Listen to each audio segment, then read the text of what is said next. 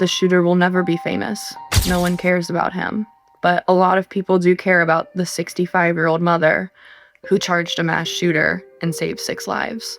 I would describe my mom as fierce. She was vocal and loud. She had a great sense of humor that definitely shaped mine. She definitely was someone who loved being a mom, and that was very important to her.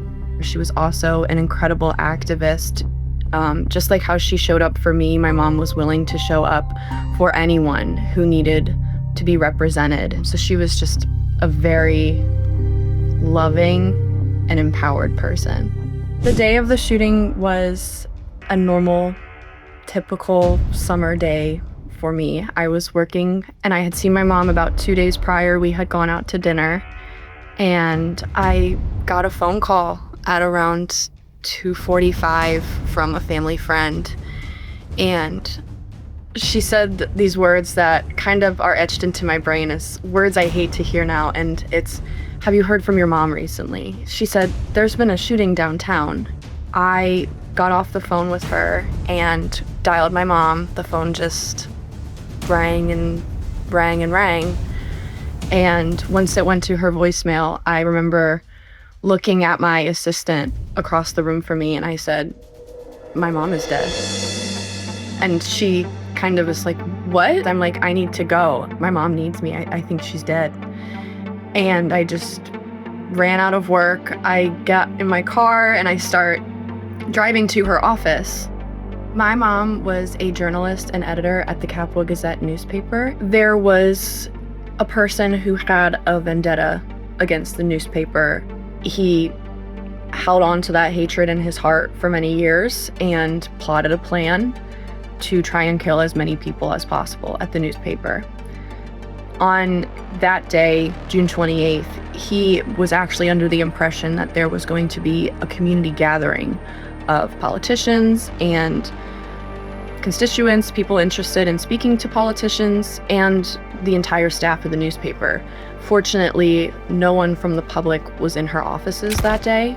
The gunman shot through the glass doors and then immediately turned and shot the receptionist. About that time, my mom had stood up from her desk and began yelling at him to get out. And she had picked up her trash can and her recycling bin and had begun to fling them at him. And unfortunately, she was the next person that was shot. But the altercation allowed many people to then hide.